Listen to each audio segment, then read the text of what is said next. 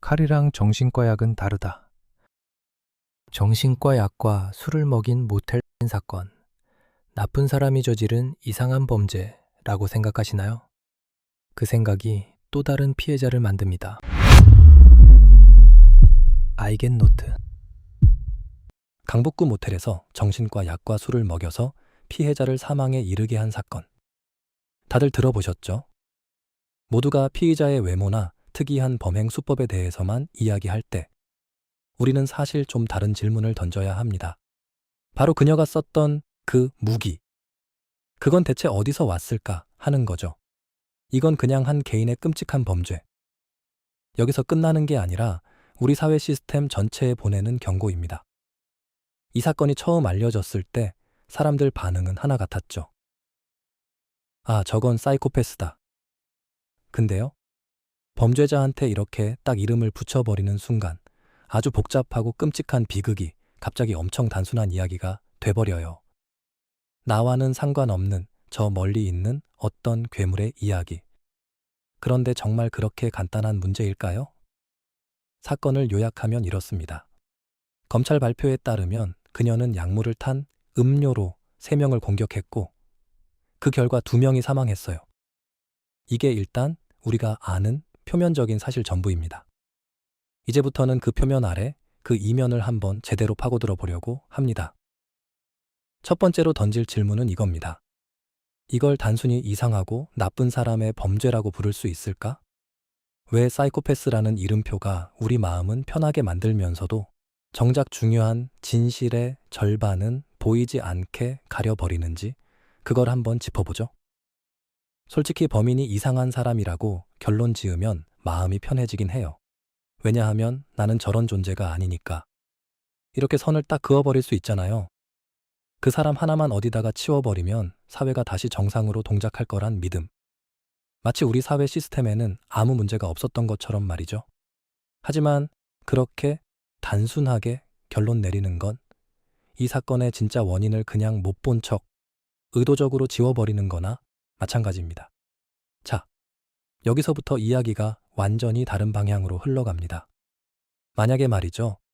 범행에 사용된 무기가 일반적인 흉기 같은 거였다면 어땠을까요? 칼이나 망치를 판매한 마트나 사람을 지적할 수 있을까요? 그러기엔 그런 물건들은 누구나 살 수 있습니다. 용도도 매우 다양하고요. 그런데 정신과 약은 다르죠.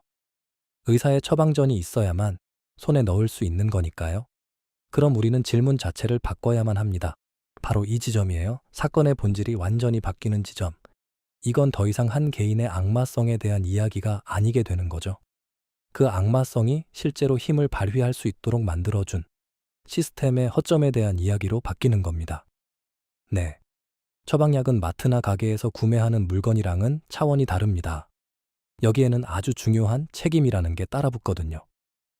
그러니까 의사의 판단과 처방이라는 아주 중요한 관문을 통과해야만 해요. 의사가 진단하고 약사가 어떻게 먹어야 하는지 설명해주고 이 모든 과정 하나하나가 사회적인 약속이고 또 책임인 겁니다. 이 통제된 약물은 3단계의 단단한 책임 고리로 연결돼 있어요. 첫째, 의사가 전문적인 지식 아래 환자를 판단하고 둘째, 약사가 안전하게 사용하는 법을 알려주고 셋째, 환자가 그 지침을 잘 따르는 거죠. 이론상으로는 그렇죠. 근데 이번 사건을 보면 이 고리 어딘가 하나가 툭 하고 끊어져 버린 겁니다. 그리고 이게 그냥 그렇게 하면 좋겠다 수준의 사항이 아닙니다. 우리나라 법원이 아주 명확하게 판시하고 있습니다. 의사와 약사는 이 약이 얼마나 위험할 수 있는지 환자가 완전히 이해할 때까지 설명해야 할 법적인 의무가 있다고요. 이건 의무입니다. 의무. 그런데 우리는 세 번째, 환자가 그 지침을 어기고 제멋대로 사용한 것에만 집중하고 있어요. 첫째, 둘째 과정에 대한 질문은 어느새 사라져 버렸고요. 늘 반복되는 이 패턴, 여기에 대한 의문을 가져야 문제의 핵심에 다가설 수 있는 겁니다. 자, 그럼 구체적으로 이 사건의 한가운데 있었던 그 약물에 대해서 좀 더 깊이 들어가 볼게요. 이번 사건에서 무기로 쓰인 건 바로 벤조디아제핀이라는 계열의 약물입니다. 이 벤조디아제핀이라는 게 보통 불안증이나 불면증이 있을 때 많이 사용됩니다. 이 약은 뇌의 중추신경에 직접 작용하거든요. 그러다 보니까 오남용하거나 의존하게 될 위험이 너무 커서 나라에서 향정신성 의약품이라고 부르면서 아주 엄격하게 관리하는 약물입니다. 미국 FDA에서는 약품 경고 중에 가장 강력한 최고 등급의 경고문을 아예 딱 붙이게 해놨어요. 박스 워닝, 박스 경고라고도 하는데요. 거기 보면 오남용, 중독, 신체적 의존성 위험이 다 나와 있죠. 특히 강조하는 게 뭐냐면 알코올이랑은 절대 같이 먹지 마라. 이겁니다. 이 두 가지 물질이 둘 다 뇌 기능을 억제하는 역할을 하거든요. 근데 이걸 같이 먹어버리면 우리 몸의 가장 기본적인 기능, 그러니까 숨 쉬는 기능까지 멈춰버릴 수 있다는 겁니다. 너무나 명백하게 예측 가능한 위험이라는 거죠. 자, 이제 마지막으로요. 이 사건 하나에서 시야를 좀 더 넓혀보겠습니다. 우리 사회 전체의 맥락으로 한번 확장시켜 보는 거죠. 가끔은 아주 좋은 의도로 만들어진 사회적 인식이 오히려 시스템의 큰 문제를 못 보게 가려버리는 경우가 있거든요. 이 숫자 한번 보세요. 2200만. 이게 뭘까요? 우리나라 한 연구에서 벤조디아제핀 계열 약물을 평생 한 번이라도 처방받아 본 성인의 숫자입니다. 2200만 명이에요. 이게 뭘 의미하겠어요? 이 약은 절대 무슨 특별한 소수의 사람들만 먹는 약이 아니라는 겁니다. 우리 주변의 이야기고 어쩌면 바로 내 이야기일 수 있는 거죠. 누군가를 숨지게 했던 그 약물이 내 주변에 깔려 있다는 뜻이니까요. 마음의 감기라는 표현. 한때 정말 많이 썼잖아요.